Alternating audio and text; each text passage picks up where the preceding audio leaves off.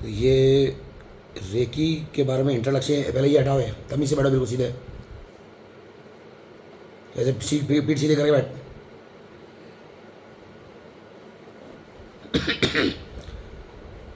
Recce के बारे में तुम्हें क्या पता है ये बताओ, उसके बाद फिर मैं बताऊंगा कि मेरे को क्या समझ में आया, और उसके बाद मैं ये बताऊंगा कि किताबों में क्या लिखा है। ठीक है, तीनों चीज़ बताऊंगा, किताबों में क्या लिखा है वो भी बताया, तुम्हें क्या समझ में आया वो बताओ, और मेरे को क्या समझ में आया वो मैं बताऊंगा। उसके बाद में बात करेंगे इंट्रोडक्शन ऑफ रेकी। तुम्हें क्या समझ में आया रेकी के बारे में? अभी तक जितना जानती हो तुम रेकी के बारे में, क्या समझ में आया तुम्हें उससे? मुझे तो पता है कि तेज बोलना थोड़ा। रेकी देते हैं, उससे हर चीज़ ठीक कर सकते हैं। बीमारी ठीक करने के लिए रेकी देनी पड़ती है, ये यही पता है तुम्हें? इसके बारे, इसके अलावा कुछ पता इसके है? अलावा भी सब जगह खाना खाते हैं उसमें रेकी दे के खाओ, फ़ायदा करता है। और किसी की कोई गलत आदत है उन्हें सुधारना, उसके लिए रेकी देते हैं, उससे भी फर्क पड़ता है। और दिमाग भी कंट्रोल हो जाता है, ये भी तो पता होना चाहिए। दिमाग एक आदमी कंट्रोल था, कर उसने सकते हैं रेकी तो देकर दिमाग तेज कर दिया था। गुस्सा करता है, उसका गुस्सा कम कर सकते हैं। अनपढ़ गंवार और बद दिमाग लोगों को भी दिमागदार बनाया जा सकता है रेकी देकर। ऐसा, क्योंकि मेरे को भी वही पता है जो तुमको पता है ना। वो एक जो चूतिया था, उस चूतिया का दिमाग तेज कर दिया था कुछ समय के लिए। जब वो एग्ज़ाम देने गया तो उसका एग्ज़ाम अच्छे से क्लियर हो गया।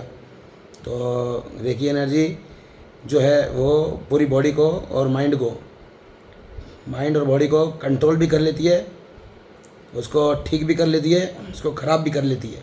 ठीक है, वो किताब में लिखा हुआ है साफ साफ। लाओ किताब लेकर आओ, किताब की फ़ोटो इसको दिखाएं, कैमरा फ़ोन के लेंस को। किताब में साफ साफ लिखा हुआ है, जो मैं बोल रहा हूँ ना वो अपने मन से नहीं बोल रहा हूँ। रेकी की इज्जत बहुत है दुनिया में, बट रेकी की किताब में खुद में साफ साफ लिखा हुआ है। ये रेकी की एक बुक है जो मैंने 600 रुपये में परचेज़ करी थी ऋषिकेश से, ये वाली। तो इसमें आज तक जितने भी रेकी के मास्टर हुए हैं जापान से, जो जापान को बिलोंग करते हैं, उसमें जापानीज़ भी हैं, कुछ अमेरिकन भी हैं। तो 5, 10, 15, 20 लोगों की रेकी हीलिंग इसमें लिखा हुआ है। तो कुछ दिन पहले मैंने रेकी एनर्जी से साक्षात्कार किया, सीखने की कोशिश करी। अभी मेरी चल रही है, अभी मेरा इनिशिएशन नहीं हुआ है, क्योंकि अब थोड़े दिन में मैं इनिशिएशन करना सीख लूँगा, इसलिए मेरा इनिशिएशन अभी हुआ नहीं। तो मैं अब इनिशिएट करूँगा दूसरों को, ऐसा सुनने में आया है, बाकी देखा जाएगा। तो रेकी के बारे में इंट्रोडक्शन, कि जितना लोगों को पता है रेकी के बारे में कि रेकी एनर्जी देने से या लेने से जो आदान प्रदान होता है उससे फ़ायदा होता है, बीमारियां ठीक हो जाती हैं, बीमारियां फिर शारीरिक हो या मानसिक। क्योंकि ऐसा भी सुनने में आया है कि एक रेकी हीलर ने एक पर्टिकुलर कमज़ोर दिमाग के इंसान को रेकी एनर्जी देकर उसका दिमाग कुछ समय के लिए तेज़ चलाया, जिससे कि वो एग्ज़ाम में अच्छा परफॉर्म किया उसने। तो इससे ये पता पड़ता है कि रेकी एनर्जी जो है वो एनर्जी है, और उसको जो यूज़ करने वाला है वो किसी भी तरीके से यूज़ कर सकता है। और इस किताब में भी साफ साफ लिखा हुआ है कि रेकी एनर्जी से इंसान किसी को ठीक भी कर सकता है और किसी को ख़राब भी कर सकता है। ऐसा लिखा हुआ है, मैं अपनी मर्ज़ी से नहीं बोल रहा हूँ। तो रेकी में 3 चीज़ें मेन होती हैं, माइंड, बॉडी एंड इमोशन। तो माइंड, बॉडी एंड इमोशन जो होता है, उसमें माइंड जो होता है अर्थात खोपड़ा, ब्रेन, सेंट्रल नर्वस सिस्टम, जो कि रिस्पॉन्ड करता है, आत्मा के साथ भी कनेक्शन होता है उसका, और बॉडी के साथ भी कनेक्शन होता है। तो जब कोई इंसान रेकी सीखता है या रेकी के बारे में बात करता है या रेकी को समझने की कोशिश करता है, तो उसका दिमाग जो होता है वो उसे बताता है, उसे समझने पर मजबूर करता है, या उसके वो अंदर डाउट्स पैदा करता है।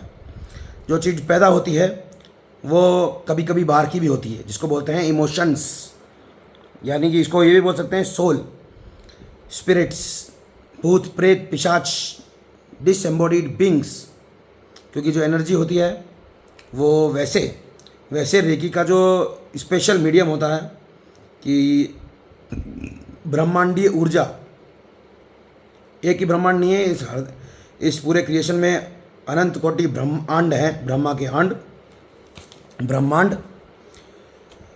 के अंडों में से निकली थी सरस्वती, मतलब नॉलेज। ब्रह्मा के अंडों में नॉलेज थी, फिर ब्रह्मा ने सरस्वती को पैदा किया, अर्थात ज्ञान रूपी नॉलेज को निकाला ब्रह्मा ने अपने अंदर से। तो वो एक ब्रह्मा था, एक ब्रह्मा के आंड से सरस्वती निकली, और अनंत कोटि ब्रह्मा है और अनंत कोटि ब्रह्मा के आंड है, और अनंत कोटि ब्रह्मांडों की सरस्वतियाँ हैं।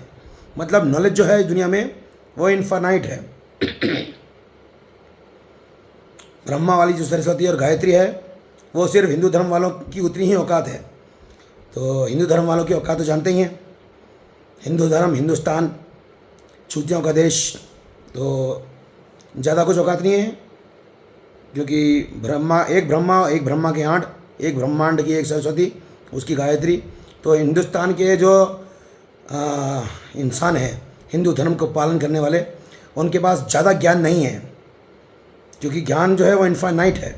Knowledge is infinite and knowledge is not concise up to Brahma and Brahma के आंड एंड ब्रह्मांड की सरस्वती या फिर गायत्री। क्योंकि मैं कुछ दिन पहले मैं हरिद्वार गया था, तो वहाँ पर मुझे पता पड़ा कि गायत्री साधना करने से किसी भी तरीके का ज्ञान मिल सकता है। तो फिर मुझे थोड़ा बुरा लगा, मैंने कहा कि सारे के सारे ज्ञान पर पेटेंट कर लिया तुमने, कॉपीराइट कर लिया। तो मैंने कहा ये अच्छी बात नहीं है, कि मैंने कहा जितनी औकात हो उतना ही करना चाहिए। तो गायत्री परिवार, ऑल वर्ल्ड गायत्री परिवार, शांति कुंज, उनसे मेरा कट्टर पंगा हो चुका है, और आगे पीछे देख लूँगा मैं उनको भी। मैं गया था वहाँ पे, क्या नाम है उसका, देव संस्कृति विश्वविद्यालय। तो वहाँ के बहुत सारे ऐसे डिपार्टमेंट्स हैं जो ताला लगा के भाग गए, गांठ फट के चौराहा हो चुकी है बहुत लोगों की, कि जब मैंने हवन करने चालू किया ना तो बहुत लोगों की गांठ मरी है। तो बहुत सारे डिपार्टमेंट्स बंद हो चुके हैं उस कॉलेज के, देव संस्कृति विश्वविद्यालय। उसका मतलब है कि देवताओं की संस्कृति को बचाने के लिए ऑल ओवर द वर्ल्ड से वो भीख मांगते हैं। जो ऑल वर्ल्ड गायत्री परिवार है वो समस्त धरती ग्रह पर जो देश हैं और वहाँ पे जो रहते हैं लोग, तो देवताओं की संस्कृति को हिंदुस्तान में बचाए रखने के लिए समस्त धरती ग्रह से भीख मांगते हैं वो लोग, और फिर भी बचा नहीं पा रहे हैं ढंग से, क्योंकि सिर्फ एक सरस्वती के दम पे उड़ते हैं वो। गायत्री शायद सरस्वती की बेटी या बहन होगी, पता नहीं, आई डोंट नो, बट जो भी है, तो जो नॉलेज है, नॉलेज अर्थात ज्ञान, वो इनफाइनाइट है, और ज्ञान पॉजिटिव नेगेटिव किसी भी डायरेक्शन में जा सकता है।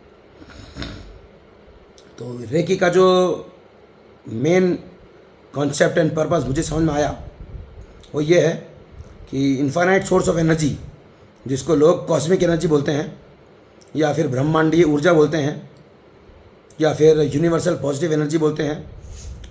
क्योंकि क्या है ना, रेकी को all over the world flourish करने के लिए उसको पॉजिटिव ढांचा, पॉजिटिव क्या बोलते हैं, पॉजिटिव कपड़े पहनाए गए, कि क्योंकि पॉजिटिव चीज़ें ही ज़्यादा फ्लरिश होती हैं। अगर कोई ये बता देता कि रेकी एनर्जी से कोई इंसान किसी इंसान की बारह भी बजा सकता है, तो ऐसी चीज़ों को ओकल्ट माना जाता है, और ऐसी चीज़ें चलती नहीं है दुनिया में ज़्यादा दिन, क्योंकि ओकल्ट जो चीज़ें होती हैं ना वो खुलेआम नहीं होती। खुलेआम समझते हो, खुलेआम मतलब खुलेआम, तो ओकल्ट चीज़ें खुलेआम नहीं सीखी सिखाई जाती। बट रेकी एनर्जी जो है उसको फ्लरिश करने के लिए, उसको उसका दायरा बढ़ाने के लिए, उसको ever pure universal positive energy का नाम दिया गया। और जापान के कुछ लोगों ने उसको फ्लरिश किया ऑल ओवर द वर्ल्ड। तो actually it is just a तांत्रिक उपयोग ऑफ एनर्जी को यूज़ करने का एक तरीका है, जो पर्टिकुलरली कुछ इंसानों ने ईजाद किया है। वो इंसान जापान से रिलेटेड होंगे, क्योंकि उनके जापानी भाषा के कुछ सिंबल्स हैं, और उनके ज़्यादातर जो रेकी के मास्टर्स, ग्रैंड मास्टर हैं, जिन्होंने शुरुआत करी रेकी को फ्लरिश करने की, वो जापान से बिलोंग करते हैं। तो reiki energy healing energy can also be a destructible energy, और everything depends on character of इंसान।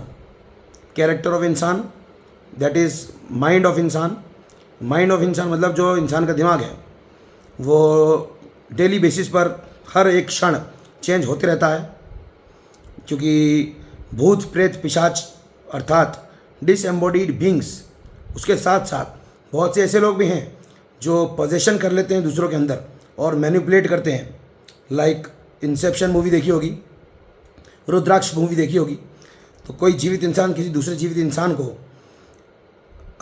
अपने उसके विचारों को बदल देता है, मजबूर कर देता है, उसके अंदर घुसकर उसकी आत्मा के ऊपर दूसरी आत्मा को सुपर इम्पोज कर देता है और उसकी आत्मा को, उसकी कमज़ोर आत्मा को मजबूर कर देता है कि वो वही चीज़ सोचे समझे जो उसे सोचने या समझने पर मजबूर किया जा रहा है।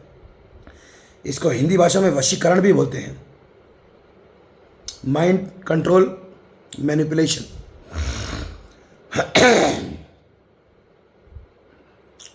तो ये जो एनर्जी है, ये एनर्जी है भूत प्रेत पिशाच या फिर जितने भी डिसएम्बॉडीड बींग्स हैं जिनके पास शरीर नहीं है और जो एनर्जी फॉर्म में इधर उधर घूमते रहते हैं, या फिर ये बोला जाए कि जिनके पास खुद का कोई पर्सनलाइज ठिकाना नहीं है। क्योंकि जिनको पर्सनलाइज ठिकाना मिल जाता है, मतलब भोंसला मतलब यूटेरस के अंदर जब पैदा होती है कोई आत्मा, तो उस आत्मा को परमानेंट एक जगह मिल जाती है, एक शरीर मिल जाता है।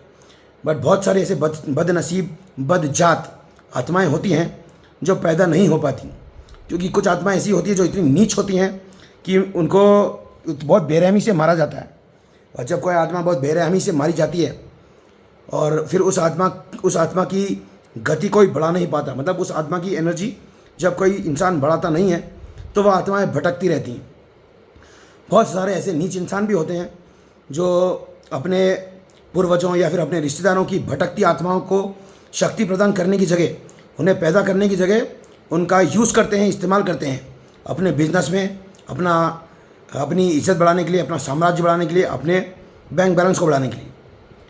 तो ऐसे भी लोग हैं दुनिया में। साइंस एंड टेक्नोलॉजी अगर चाहे तो सारे भूत प्रेतों को एक साथ मोक्ष मुक्ति निर्वाण महापरिनिर्वाण कैवल्य दे सकती है। साइंस एंड टेक्नोलॉजी इतनी मजबूत है कि जितने भी आत्माएं हैं जो भटक रही हैं इधर उधर और इनस्टेबिलिटी बढ़ा रही हैं दुनिया में, क्योंकि ये जो दुनिया में इनस्टेबिलिटी है, जो इंसान हरामखोर हो गए हैं, पागल हो गए हैं पैसे के पीछे, जिनके दिमाग कंट्रोल नहीं है, जो अंडमंड चीज़ें करते हैं, तो उन सारी भूत प्रेतों के द्वारा फैलाई गई ये जो अनस्टेबिलिटी है उसको स्टेबलाइज किया जा सकता है via the use of technology. क्योंकि इंसान जो होता है वो उसका एक खोपड़ा होता है, एक कुंडलिनी होती है। तो पहले ज़माने में 20-20, 30-30, 40-40 फीट के इंसान हुआ करते थे और ये मोटे मोटे उनके खोपड़े के अंदर त्रिनेत्र हुआ करता था। तो उसके पास इतनी शक्ति होती थी कि वो बहुत सारे इंसानों को एक ही बार में निपटा भी सकते थे और कंट्रोल भी कर सकते थे। बट आज की तारीख में इंसानों का जो खान पान है वो बड़ा ही ख़राब हो गया है और शरीर भी ख़राब हो गया है, डीएनए भी ख़राब हो गया है। इसलिए एक इंसान बहुत सारे इंसानों को कंट्रोल नहीं कर पा सकता, बहुत सारी आत्माओं को कंट्रोल नहीं कर सकता। इसीलिए आजकल टेक्नोलॉजी का यूज़ हो रहा है। टेक्नोलॉजी जो बहुत हाई एंड के रिसर्च इंस्टीट्यूट्स होते हैं, रिसर्च सेंटर होते हैं, वहाँ पर ये टेक्नोलॉजी यूज़ होती है। वहाँ पर किसी भी भूत प्रेत या फिर डिसएम्बॉडीड बीइंग या फिर किसी प्रकार की नेगेटिव या फिर कमज़ोर सिक एनर्जी को कोई एंट्री नहीं मिलती। उल्टा उन्हें उन आत्माओं की 12 बजा दी जाती है, उन आत्माओं का तेल निकाल दिया जाता है। तो इस दुनिया में जो ये दुनिया की जो बदजात हालत है वो डिसएम्बॉडीड बीइंग्स की वजह से ही है, क्योंकि उन डिसएम्बॉडीड बीइंग्स जिनके पास शरीर नहीं है उन आत्माओं को शक्ति प्रदान नहीं हो पाती, वो आत्माएं पैदा नहीं हो पाती, भटकती रहती हैं। और फिर वो आत्माएं थोड़े से लालच के लिए, क्योंकि जब तक कोई आत्मा किसी शरीर में एंटर नहीं होती तब तक उसे शारीरिक मज़े नहीं मिलते, तो वो तुच्छ आत्माएं जिनको कोई शक्ति प्रदान नहीं कर पाता, जो आत्माएं पैदा नहीं हो पाती, वो बदजात आत्माएं अपने बदजात रिश्तेदारों के थ्रू तांत्रिकाई में यूज़ होती हैं। एक इंसान दूसरे इंसान को परेशान करता है, कभी बीमार करता है, कभी उसके सर पर हावी हो जाता है, कभी लड़ाई झगड़े कराता है, कभी मार भी देते हैं लोग। ये जो जितनी भी क्रियाएं हैं, मारण, मोहन, वशीकरण, उच्चाटन, स्तंभन, ये सारी क्रियाएं जिनको षटकर्म भी बोला जाता है, तो ये सब भूत प्रेतों उर्फ बदजात आत्माओं के दम पर ही होता है। क्योंकि कोई भी भगवान ऐसे टुच्चे काम नहीं कर सकता कि किसी इंसान को कंट्रोल कर ले, है ना। अगर भगवान बोला गया है ना, तो भगवान की औकात बहुत ज़्यादा होती है। भगवान छोटे मोटे काम नहीं करता, ठीक है। तो भगवान के नाम पे जो चूतिए, जो तांत्रिक होते हैं, जो पंडित पुजारी होते हैं, वो जो ये मारण, मोहन, उच्चाटन, वशीकरण, तंभन करते हैं, तो ये जस्ट इनके पास टेक्नोलॉजी होती है। वो टेक्नोलॉजी के थ्रू उन आत्माओं को कंट्रोल करते हैं और आत्माओं को मजबूर करते हैं उनका काम करने के लिए। आत्माओं को लालच दिया जाता है और फिर आत्माएं उनके लिए काम करती हैं। और कुछ लोग परेशान होते हैं। फिर जब लोग परेशान होते हैं तो लोग भटकते हैं इधर उधर। कोई डॉक्टर के पास जाता है, तो कोई तांत्रिक पंडित पुजारी के पास जाता है, और फिर इन चूतियों को पैसे मिलते हैं। तो एक ना एक दिन इन सब का तेल निकाल दिया जाएगा, क्योंकि कलयुग ख़त्म होने वाला है। कुछ लोग सोच रहे हैं कि कलयुग अभी चल रहा है, कलयुग अभी बच्चा है। मैंने कहा कलयुग अगर बच्चा है तो बच्चे बड़े खतरनाक होते हैं, और ऐसी भयंकर और बेरहम तरीके से मौत होगी उन सभी लोगों की कि पैदा होना भूल जाएंगे वो लोग। फिर वो लोग भी भूत प्रेत बन जाएंगे। हाँ, तो जो मैं बोल रहा था, reiki energy, reiki is just like a normal energy. कोई खास एनर्जी नहीं है, बट ये है कि रेकी एनर्जी का जो नाम है उसको जापानीज़ ने कॉपीराइट किया है, क्योंकि जापानीज़ के बाद भी काफ़ी आत्माएं होंगी। क्योंकि जापान के ऊपर जब न्यूक्लियर बम फूटा तो बहुत सारे लोगों की आत्माएं शरीर से विहीन हो गई होंगी, और उसके साथ साथ उन आत्माओं के पास एनर्जी भी होगी। क्योंकि जो भी बहुत हाई एंड तरीके से मरता है तो आत्माओं को उसमें बल भी मिलता है। तो जापानीज़ लोगों ने ये रेकी वर्ड जो बनाया, जो रेकी के नाम से फ्लरिश हो रहा है, तो इसमें एक जापानीज़ का टच है। बाकी हिंदुओं में 10 महाविद्याएं हैं, ऐसा सुनने में आया है। बहुत सारी देवियों का नाम रख रखा है। कुछ लोग उन देवियों को पर्सनलाइज भी करते हैं, बट वो विद्याएं हैं, उनको बोलते हैं महाविद्याएं। और वो टेक्नोलॉजी होती है डिसएम्बॉडीड बींग्स को कंट्रोल करने की और उनको यूज़ करने की। तो मैं तो वैसे भी नास्तिक हूँ और देवी शेवी में मानता नहीं हूँ मैं। कुछ लोग मानते हैं, तो जो कुछ लोग मानते हैं वो निपट जाते हैं, क्योंकि बहुत सारे बगलामुखी तांत्रिकों की भी अकाल मौत हो चुकी है। 2-3 के तो नाम भी पता है मेरे को। पंडित पुजारियों की भी बहुत डेथ हो चुकी है। जब मैं हवन करता हूँ ना, तो बहुत सारों की मौत होती है। आज तक कम से कम 4-5 बड़े बड़े मंदिरों के पुजारियों की अकाल मौत हो चुकी है मेरे कारण, जिसमें हनुमान मंदिर के पुजारी भी इंक्लूडेड हैं, शिव मंदिर के पुजारी भी इंक्लूडेड हैं, एक आध तो महाकाल का पुजारी भी था।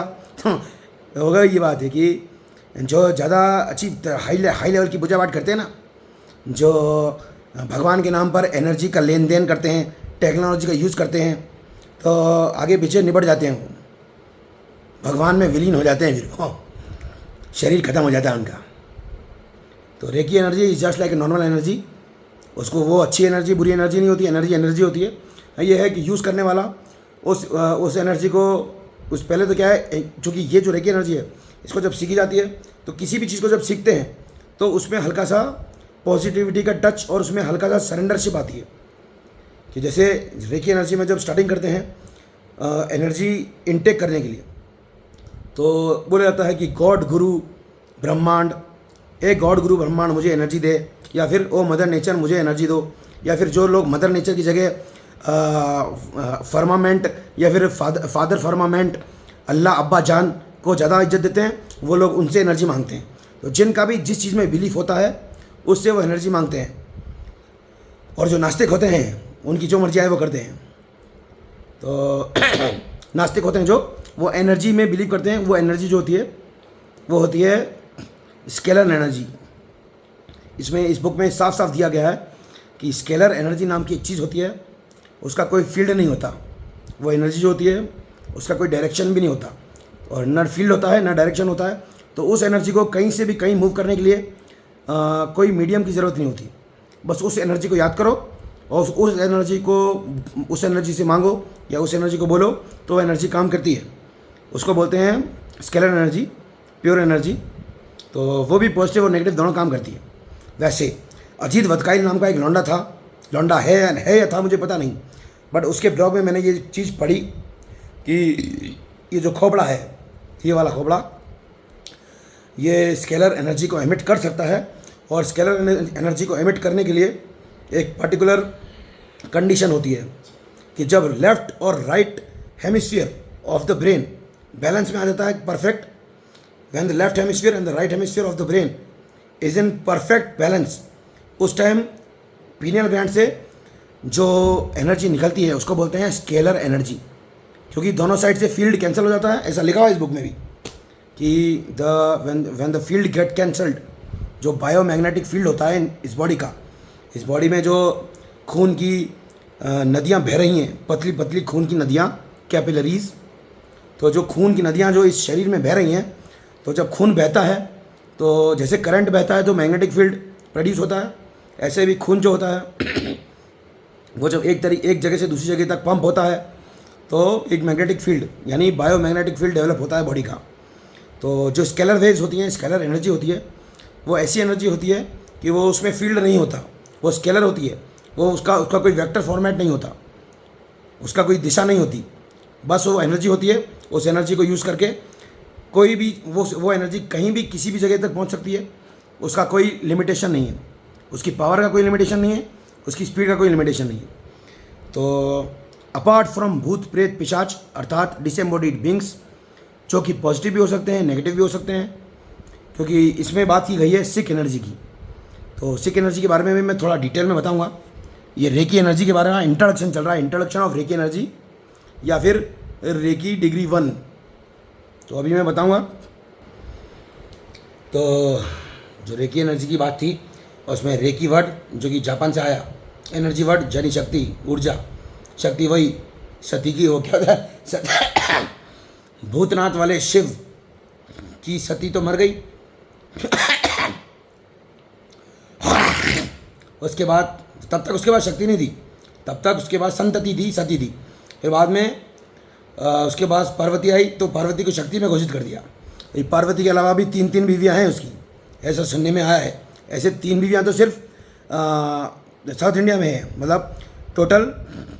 और वैसे हिमाचल प्रदेश में कहानियाँ हैं कि 52-53 पटरानियाँ हैं, मतलब पटरानी तो उसकी पार्वती थी और उसके अलावा 51 और रानियाँ भी थी उसकी। तो हर जगह पर शिव नाम के भगवान की बहुत कहानियाँ हैं, फ्रॉम नॉर्थ टू साउथ। अभी अभी तिब्बत वालों के बारे में तो बात करी नहीं मैंने, क्योंकि उनके बारे में मुझे ज़्यादा पता नहीं है। वैसे सब सुनने में आया है कि सती से स्टार्टिंग हुई थी। उस टाइम शिव का नाम भूतनाथ था, डिसएम्बॉडीड बींग्स का राजा भूतनाथ। तो डिसएम्बॉडीड बींग्स का राजा था जो, और उसकी शादी हुई थी सती से। तो उस टाइम शिव शक्ति नहीं थी, क्योंकि उस टाइम शिव की 12 बज गई थी। और उसके बाद फिर से पार्वती से शादी हुई, ऐसा सुनने में आया।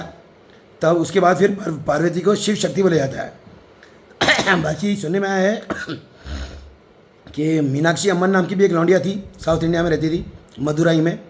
तो वो भी वन ऑफ द वाइफ है शिव की।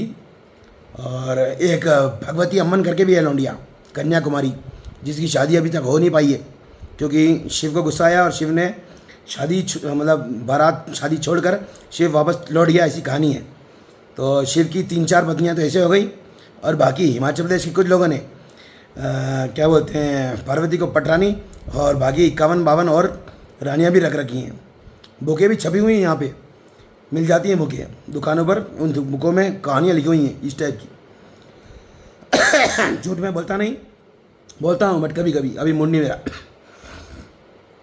तो जो शक्ति है ना, क्योंकि जब सती की मौत हुई और सती के शरीर के टुकड़े टुकड़े करे विष्णु नाम के लौंडे ने, तो जहाँ पर भी वो टुकड़े गिरे उसको शक्ति पीठ घोषित कर दिया गया। और वहाँ पर शाक्त संप्रदाय के लोगों ने साधना और पूजा करना चालू किया। अब इसको भी डिफाइन कर सकता हूँ मैं, क्योंकि भूतनाथ जो था वो डिसएम्बॉडीड बींग्स का राजा था। उसके बाद बहुत सारी आत्माएं थी, तो जब उसने सती के साथ समभोग वाला योगा किया होगा तो बहुत सारे भूत प्रेत ट्रांसफ़र हो गए होंगे फ्रॉम शिव, भूतनाथ शिव टू सती।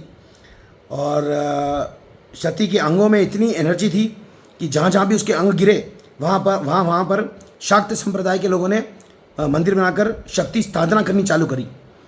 तो कुछ डाउट्स तो मेरे अभी भी हैं, और वैसे उन डाउट्स का कोई लेना देना नहीं है, क्योंकि सती का तो क्रियाक्रम हो नहीं पाया ढंग से, और जिसका ढंग से क्रियाक्रम नहीं होता है उनकी अकाल मौत होती है, और जिनकी अकाल मौत होती है उनका पुनर्जन्म इतनी आसानी से होता नहीं है। तो जो भी है उससे मेरे को लेना देना नहीं है, बट जो शक्ति और एनर्जी, एक डायलॉग मैंने और सुना है कि जो शिव होता है वो बिना शक्ति के शव के बराबर होता है। शिव इज़ लाइक अ शव विदाउट शक्ति। बट ये जो सेंटेंस है ये थोड़ा पार्शियल सेंटेंस है। शिव शक्ति के बिना शव के बराबर है, बट शव के अंदर कॉन्शियसनेस होती है। कॉन्शियसनेस का मतलब चेतना, और अगर चेतना में ज्ञान हो तो जो शव है यानी शिव बिना शक्ति के भी शिव बिना शक्ति के भी जिनके पास शक्ति है उनको शक्ति विहीन कर सकता है, क्योंकि after all sorts of shakti and Lakshmi have emanated from knowledge. मैं सरस्वती बोलकर सरस्वती की इज्जत नहीं बढ़ा रहा हूँ, बट फिर भी अगर किसी के पास नॉलेज हो, ज्ञान हो, तो लक्ष्मी और शक्ति दोनों पैरों के नीचे आ जाती है, भीख मांगने पर मजबूर हो जाती है। जो लक्ष्मी है अर्थात मनी यानी वैभव, अगर इंसान के पास ज्ञान है तो जितनी भी दुनिया भर की लक्ष्मी है ना वो सब पैरों के नीचे, पैरों की साइड में, और दुनिया भर की जो शक्ति है वो भी पैरों की साइड में, क्योंकि अगर ज्ञान है तो सब कुछ है, ज्ञान नहीं है तो कुछ नहीं है। तो मैं सरस्वती की इज्जत नहीं कर रहा हूँ, न ब्रह्मा की इज्जत कर रहा हूँ, पर बता रहा हूँ मैं कि कुछ लोग बोलते हैं कि शिव विदाउट शव इज़ लाइक, नहीं, शिव विदाउट शक्ति इज़ लाइक शव। तो उन लोगों को बता रहा हूँ मैं। बाकी एनर्जी पावर तो होती है शक्ति पर यूनिट एरिया। बहुत ज़्यादा शक्ति अगर बहुत छोटी एरिया में कंसाइज हो जाए तो उसको बोलते हैं पावर। जैसे ये जो चाइना वाले लोग होते हैं इनकी एक एनर्जी होती है किगोंग, ताई ची की एनर्जी। तो उसमें वो बहुत सारी शक्ति इकट्ठी करके बहुत छोटी जगह पर कॉन्सेंट्रेट करते हैं, तो उसको बोलते हैं पावर। इसमें भी ऐसे ही होता है।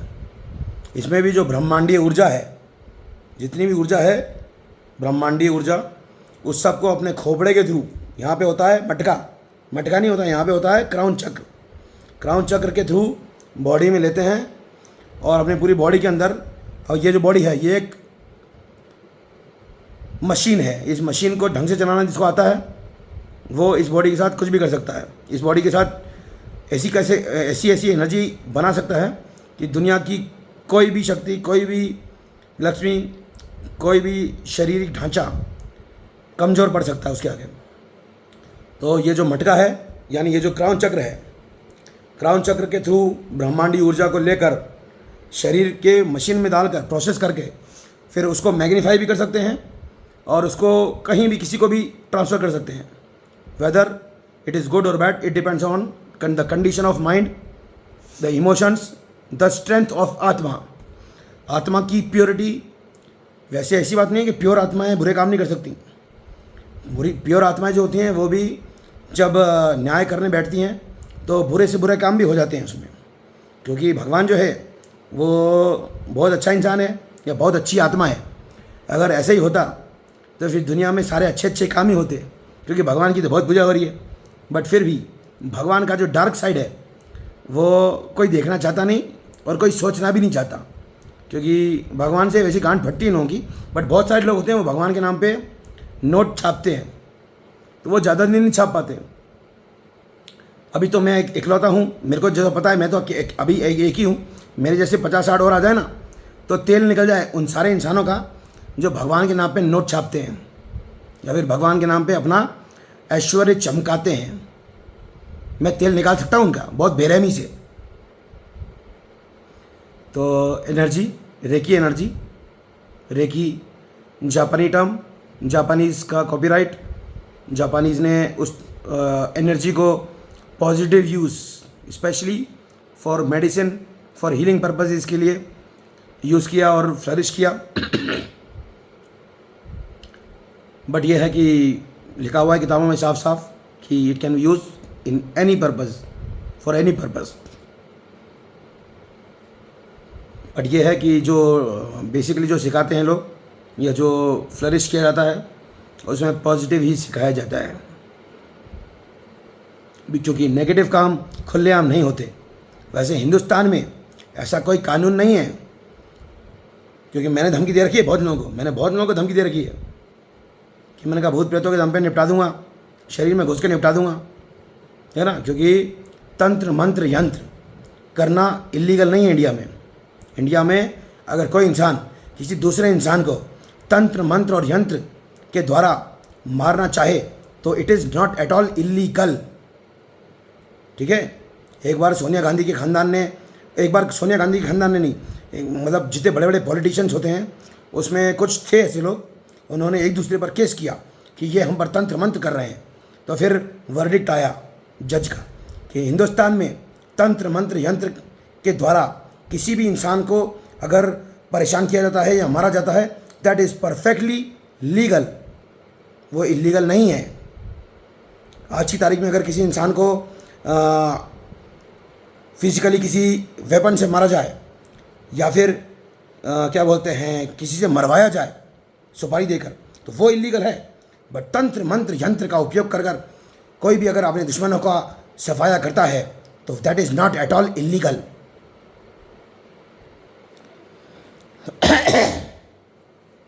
रेकी एनर्जी के बारे में मैंने बताया, इंट्रोडक्शन दिया। जापानीज़ के द्वारा टर्म की हुई ये टेक्नोलॉजी है जिसमें एनर्जी को यूज़ किया जाता है और एनर्जी को अपने शरीर में धारण कर कर उस एनर्जी को उपयोग किया जाता है। That's all. एनर्जी कितने टाइप की होती है? बहुत टाइप की होती है। एक होती है जो डिसएम्बॉडीड बींग्स वाली एनर्जी होती है, एक होती है प्योर सोल एनर्जी, मतलब जिन आत्माओं का मोक्ष हो चुका है, जिन जो भटकती आत्माएं हैं वो तो होती हैं बदजात आत्माएं, उनके दम पे काम बहुत फास्ट होता है। फास्ट मतलब क्योंकि बदजात आत्माएं होती है ना, वो सबसे पहले आती हैं। जब भी कोई इंसान का शरीर किसी भी चीज़ का आह्वान करता है तो सबसे पहले भीख मांगती आत्माएं आती हैं। भीख मांगती आत्माएं मतलब जिनकी अकाल मौत हुई होती है, जिनकी आत्माओं को उनके रिश्तेदार सिर्फ यूज़ करते रहते हैं फ़ायदे के लिए, उनको शक्ति प्रदान नहीं करते, तो वो जो होती हैं भीख मांगी भूखी आत्माएं।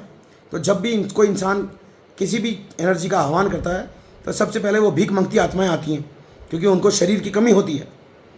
तो वो जो आत्माएं होती हैं वो बहुत कम समय में इंसान को बहुत ज़्यादा फ़ायदा दे देती हैं।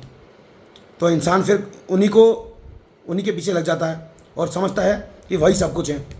बट कुछ आत्माएं होती हैं प्योर सोल आत्माएं, जिनको शरीर की ज़रूरत नहीं होती, जिनको बोलते हैं मोक्ष वाली आत्माएं, जिनका मोक्ष हो चुका होता है। तो प्योर सोल एनर्जी जो होती है, यानी जो ब्रह्मांडीय ऊर्जा है, जो सुपर कॉन्शियसनेस फील्ड है, जिसको इंग्लिश में बोलते हैं ब्राह्मण। अद्वैत वेदांता में जो आदि शंकराचार्य नाम का लौंडा था, उसने इस बारे में बात कर रखी है कि सभी आत्माएं, फिर वो जीवित हों या मृत, अतृप्त हों या तृप्त, या फिर मोक्ष वाली आत्माएं, वो सभी आत्माएं एक ही आत्मा का स्वरूप है। और किसी न किसी ज़माने में वो एक ही आत्मा रही होगी, फिर वो आत्मा, उसके आत्मा के अंश होते होते वो आत्माएं पैदा होने लगी और अलग अलग जीव जंतुओं में पैदा होकर उन आत्माओं ने अलग अलग प्रकार का एक्सपीरियंस गैदर किया, मेमोरीज गैदर करी, और फिर वो इंडिविजुअल आत्माएं बन गई। बट वो आत्माओं का जो मैटर है, मैटर मतलब constituent of that atma, all the atmas are single thing. तो सुपर कॉन्शियसनेस फील्ड उर्फ ब्रह्मन, या फिर फोर्थ डायमेंशन जिसको एक्सेस करते हैं जो लोग, वो दुनिया की किसी भी आत्मा तक पहुंच जाते हैं। Very similar to professor X of X Men Apocalypse, जिसमें प्रोफेसर एक्स नाम का एक लंगड़ा, टकला लंगड़ा अपने खोपड़े पर एक सेरिब्रो मशीन दांत पहनता है और दुनिया की किसी भी आत्मा, फिर वह आत्मा म्यूटेंट की हो अर्थात शक्तिशाली आत्मा, या फिर मगलू की आत्मा हो, मतलब जिन लोगों के पास कोई शक्ति नहीं होती, तो वो किसी भी आत्मा से कनेक्ट हो सकता है वाया सेरिब्रो मशीन, जो कि अद्वैत वेदांत में जिसको बोलते हैं ब्रह्मांड, super consciousness field, morphogenetic consciousness field. तो तुच्छी आत्माएं, तुच्छी भूखी अतृप्त आत्माएं बहुत जल्दी काम करती हैं, रिलीफ देती हैं, बहुत जल्दी ठीक भी करती हैं और बहुत जल्दी बीमार भी करती हैं। बट ये है कि उन आत्माओं को यूज़ करने का जो फ़ायदा होता है ना, वो होता है दर्दनाक मृत्यु दंड। बड़ी ही बेरहमी से मौत होती है उन लोगों की जो तुच्छी आत्माओं का उपयोग करते हैं। कौन मारता है? मारती तो एनर्जी है, बट वही कि मेरे जैसे लोग बहुत कम है दुनिया में। अभी मेरे को मेरे जैसा कोई और दूसरा मिला नहीं, मिल जाएगा, हो सकता है मिल जाए। तो इंट्रोडक्शन टू रेकी एनर्जी, और जो मैंने पढ़ाई करी, मेरे को जो पढ़ाया गया उसमें यह है कि जब शरीर रूपी इस मशीन उर्फ ढांचे को यूज़ करते हैं एनर्जी को इनटेक करने के लिए, तो कुछ चीज़ें समझनी पड़ती हैं। एक्सक्यूज़ मी, तुम सो गई हो क्या? सुन रही हो या नहीं सुन रही हो? मैं पूछूंगा। सुन रही हूँ यार, तू तो अपनी वीडियो बना रहा है। मैं बोल रहा हूँ, सुनाई दे रहा है? मैं पूछूंगा कि समझ में आया कि नहीं आया? समझ में आई? ये कान खोल के सुनना। तो ये जो एनर्जी को यूज़ करने का ये तरीका तो इसमें बताएंगे।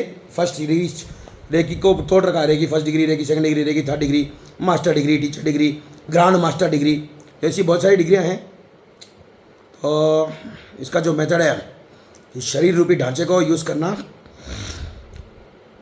एनर्जी के इंटेक के लिए, एनर्जी का आह्वान कर कर एनर्जी को अपने शरीर में स्थापित कर कर उस एनर्जी को उपयोग करने का जो विधि है, टेक्निक है, वो बताई गई है इसमें। कुछ एक पर्टिकुलर सेट ऑफ रूल्स है, उसको फॉलो करते हैं तो एनर्जी फील होती है। और उसके बाद अगर कोई क्या बोलते हैं, जिसकी नाड़ियाँ खुली हुई हों और जिसके शरीर में शक्ति का प्रवाह बहुत ज़्यादा हो, तो ऐसे इंसान चाहें तो शक्तिपात अर्थात इनिशिएशन करके फैसिलिटेट कर सकते हैं किसी भी इंसान को कि वो रेकी एनर्जी को अच्छे से फील कर सके और अच्छे से यूज़ कर सके। तो 3 चीज़ें इसमें बताई गई हैं, mind, body and soul. Mind, body and emotions, क्योंकि दिमाग जो होता है अगर वो शांत हो जाए, अगर वो बिल्कुल स्टिलनेस पे पहुंच जाए, तो वो 4th डायमेंशन में चले जाता है और सोचना समझना बंद हो जाता है। फिर वो मात्र एक ऑब्जर्वर की तरह काम करता है। तो उस टाइम वो सभी आत्माओं से दूर चले जाता है। अगर इंसान अपने शरीर में से हर एक बदजात आत्मा को निकाल दे और बिल्कुल स्टिलनेस पर पहुंच जाए, तो वहाँ पर फिर ऑब्जर्वर इफेक्ट होता है। फिर वो ऑब्जर्वर बन जाता है और वो ऑब्जर्व करता है हर चीज़ को, फिर वो भले ही पास्ट हो, प्रेजेंट हो या फ्यूचर हो। उस टाइम इमोशंस नहीं होते उसके पास, क्योंकि इमोशंस जो होते हैं यानी जो भावनाएं होती हैं वो आत्माओं से रिलेटेड होती हैं। विभिन्न विभिन्न विभिन्न विभिन्न प्रकार की अच्छी, बुरी, हरामखोर, बदजात, निर्लज्ज आत्माएं हैं इस दुनिया में, जो जिनके पास शरीर नहीं है और वो आती जाती रहती हैं इंसानों में। इंसानों को लगता नहीं, इंसानों को पता नहीं होता कि उनके अंदर कितनी आत्माएं घुसती रहती हैं और निकलती रहती हैं। बिकॉज एवरीबडी इज डीपर्सनलाइज, हर एक इंसान मेरी तरह ही होता है, पर ये कि उसको पता नहीं पड़ता है, क्योंकि उसके लिए दिमाग को खोलना पड़ता है, त्रिनेत्र जागृत करना पड़ता है। जिन लोगों के त्रिनेत्र जागृत होते हैं उनको पता होता है कि उनके अंदर कौन आ रहा है, कौन जा रहा है। और जो और थोड़े क्या बोलते हैं, जिनके पास टेक्नोलॉजी होती है, तो उन आने जाने वाली आत्माओं को कैप्चर भी कर लेते हैं और यूज़ भी कर लेते हैं अपने पर्सनल बेनिफिट के लिए।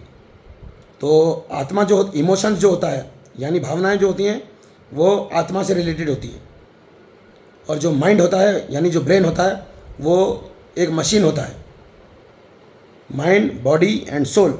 माइंड ऐसी मशीन है जो बॉडी के साथ साथ आत्मा को भी कनेक्ट होकर, मतलब बॉडी और आत्मा को कनेक्ट करने वाला जो गैजेट है वो होता है माइंड। फिर से बोलूँ कि शरीर के जितने भी अंग हैं उन अंगों को आत्मा के साथ कनेक्ट करने वाला जो खोपड़ा होता है उसको बोलते हैं mind. Mind, body and soul. तो कितनी चीज़ें हो गई इसमें।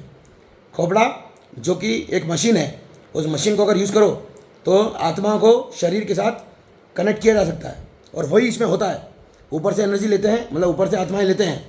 खोपड़ा जो होता है वो आत्माओं को लेता है, फिर उस आत्मा को, उस एनर्जी को पूरे शरीर में प्रवाह करता है। शरीर में जहाँ जहाँ भी कोई लफड़ा लोचा लपचा होता है तो वो आत्मा को बोल कर ठीक करवाता है, और अपने ही नहीं दूसरों को भी ठीक करवाता है। यही है इसका नाटक जो है, ये माइंड, बॉडी एंड सोल का चोचला यही है। First degree, second degree, third degree energy को यूज़ कर मतलब जो शरीर रूपी ढांचा है, शरीर रूपी मशीन है, उसके अंदर एक सुपर कंप्यूटर होता है brain.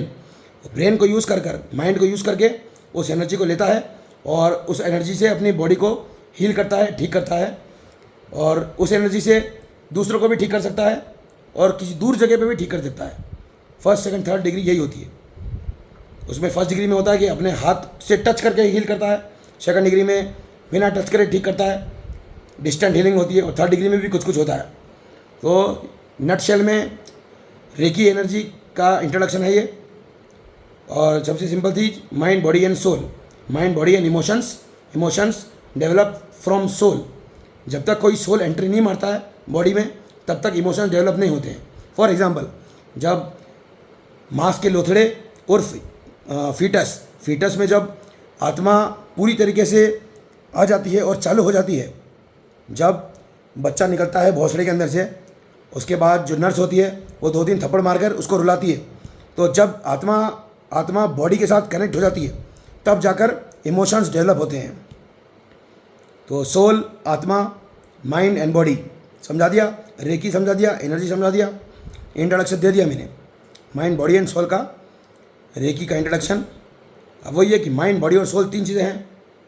Mind, body and soul, mind, body and emotions, mind, body and energy. Soul, energy and emotions are all the more same. तो ब्रेन को यूज़ कर इमोशन, एनर्जी, सोल, इसको लेकर खुद को ठीक करना, खुद को चेंज करना, खुद को एडिट करना, अपडेट करना, और अपने साथ साथ दूसरों को भी कर सकते हैं। तो यही होता है। तो फर्स्ट डिग्री में ये बताया गया है कि हैंड टेक्निक्स, हाथ, ये जैसे ये ना, ये फातिमा बीबी के हाथ हैं 2 ऐसे, एक होता है राइट हैंड, एक होता है लेफ्ट हैंड। बहुत लोग होते हैं वो राइट हैंड से आशीर्वाद देते हैं, लेफ्ट हैंड से जूते मारते हैं। जैसे एक होता है सिंबल ऐसा, ये है जो जापानियों का सिंबल है शायद। इसका मतलब होता है कि एक हाथ से आशीर्वाद और दूसरे हाथ से घोंसा, ये होता है सिंबल जापानीज़ का। ठीक है, जापानीज या चाइनीज़ कंग फू। तो ये होता है, ये है लेडी फातिमा का, और ये होता है मार काट मचाने वालों का। और एक होता है, ज़्यादातर देखा गया हिंदू भगवानों में कि एक हाथ ऊपर होता है और एक हाथ नीचे होता है, कि मतलब आशीर्वाद देता है और दंड नहीं देता। बट अपने ऐसे नहीं है, अपने आशीर्वाद भी देगा, दंड भी देगा, दोनों हाथ। मेरा बस चले तो दोनों हाथों से दे दूँ मैं बट कोई बात नहीं। तो फर्स्ट डिग्री में इंट्रोडक्शन तो मैंने दे दिया। उसके बाद हाथों का यूज़ होता है, हाथों का यूज़ करके उस एनर्जी को लेते हैं और हाथों को यूज़ करके इधर से उधर देते हैं फिजिकली। इसमें होता है फिजिकल टच से हीलिंग होता है। तो उसके लिए पहले हैंड्स को एक्टिवेट करना पड़ता है। ये जो हैंड्स है तो फिजिकल एक्सरसाइज होती है, जो वार्म अप वगैरह बहुत सारी वार्म अप होती हैं। ऐसे ऐसे ऐसे ऐसे ऐसे ऐसे ऐसे ऐसे ऐसे ऐसे ऐसे ऐसे ऐसे करके ये जो बॉडी है, अपर बॉडी, इसको एक्टिवेट करते हैं ऐसे ऐसे नेक वेक। तो क्या होती हैं, ये जो नसें होती हैं, ये सारी जो नसें हैं, ये सारी नसें ये खुल जाती हैं। उसके बाद आवाहन करना पड़ता है कॉस्मिक एनर्जी का, ये ऊपर से आओ, फिर धीरे धीरे नीचे आओ, नीचे आओ, नीचे आओ, नीचे आओ, नीचे आओ, नीचे आओ, नीचे आओ, ऐसे ऐसे होते होते हाथों को एक्टिवेट करती है वो एनर्जी। फिर हाथों में उसको कंसंट्रेट करके रखना पड़ता है। फिर जब हाथों में कंसंट्रेट हो जाती है तब फिर जो भी बीमार इंसान है उसके जिस भी अंग में तकलीफ होती है उस अंग में, तो ये नट शेल में फर्स्ट डिग्री हो गया। अब इसमें इनिशिएशन शक्तिपात का यूज़ ये होता है कि जिस इंसान का बॉडी का चैनल अर्थात नाड़ियाँ खुली होती हैं, फिर वो किसी भी तरीके से खुल सकती हैं। या तो कोई हाई लेवल का मेडिटेटर बिना हाथ लगाए या हाथ लगाकर सारे चैनल्स को ओपन कर दे, जैसे होता है कुछ लोग बटन दबाते हैं तो ऑन हो जाता है पूरा शरीर, ठीक है। या कुछ लोग टैप करके पूरा चैनल ओपन कर देते हैं, कुछ लोग देख कर ही कर देते हैं आंखों से, कुछ लोग सोच कर ही कर देते हैं, है ना। तो बहुत तरीके के इनिशिएशन होते हैं, शक्तिपात। तो जब इंसान का चैनल खुल जाता है तो फिर वो एनर्जी को अपने शरीर में आते, बहते और निकलते फील कर पाता है, पाती है, पातम है। जानवर भी यूज़ कर सकते हैं। जानवर भी जो होते हैं वो भी ब्रह्मांडी ऊर्जा को यूज़ कर ही अपने आप को ठीक करते हैं। ज़्यादातर जानवर जो होते हैं वो तो एक दूसरे को हेल्प करके ही ठीक हो जाते हैं, क्योंकि जानवर में अभी तक पैसे कौड़ी वाला काम नहीं आया ना। क्योंकि जब इंसान प्रजाति के जो जानवर हैं उनको क्या है क्योंकि मेरा तो कॉन्सेप्ट ही थोड़ा डिफरेंट है। डॉक्टर जो होते हैं वो अपनी सर्विसेज देकर बीमार इंसानों को ठीक करते हैं। तो डॉक्टरों का जो पेशा है वो बीमार इंसानों के दम पे चलता है। तो जब तक बीमार होंगे नहीं इंसान तब तक वैल्यू रहेगी नहीं डॉक्टरों की। तो मेरा तो थोड़ा उल्टा चलता है। बाकी जानवरों में तो ऐसा मतलब जो जानवर इंसानों की बस्ती में नहीं रहते वो शायद बीमार भी नहीं पड़ते। हाँ, जो जानवर इंसानों की बस्ती में रहते हैं उनके तो डॉक्टर आ गए आजकल, वेटेरिनरी डॉक्टर्स। और जो पेड़ पौधे इंसानों की बस्ती में उगते हैं उनके भी डॉक्टर आ गए हैं आजकल हर चीज़ के डॉक्टर आ गए हैं। क्योंकि जो भी चीज़ें इंसानों की बस्ती में रहती है ना उन सबको सही करना और ख़राब करने की टेक्नोलॉजी अवेलेबल है। टेक्नोलॉजी अर्थात नॉलेज अर्थात ज्ञान, किसी भी चीज़ को ठीक करना या ख़राब करने का जो ज्ञान है वो इंसानों के पास है। इसीलिए इंसानों की बस्ती में जो भी चीज़ रहती है उसका ख़राब होने के चांसेस होते हैं। तो उसको ठीक करने के लिए डॉक्टर भी अवेलेबल होते हैं, नोट लेते हैं और काम करते हैं। तो जिसके भी पास Nikola Tesla starrer world wide web अर्थात इंटरनेट को यूज़ करने के पैसे हों वो मेरे वीडियो को देखकर फ्री में ज्ञान ले सकते हैं। तो रेकी फर्स्ट डिग्री का मैंने नटशेल में इंट्रोडक्शन दे दिया। अब सेकंड अपडेटेड वीडियो में मैं बताऊंगा डिटेल में कि कौन कौन सी एक्सरसाइज करके हैंड एक्टिवेशन किया जाता है और उसके बाद एनर्जी को फील कर कैसे किसी भी अंग पर रख कर उसे हील करने की कोशिश की जाती है। और अगर वो हील हो रहा होता है तो पता पड़ जाता है इंसान को। एनर्जी हाथ से अगर एक जगह से एनर्जी दूसरी जगह जाती है तो इंसान को फील हो जाता है। तो आज इतना ही कर सकते हैं। Good night.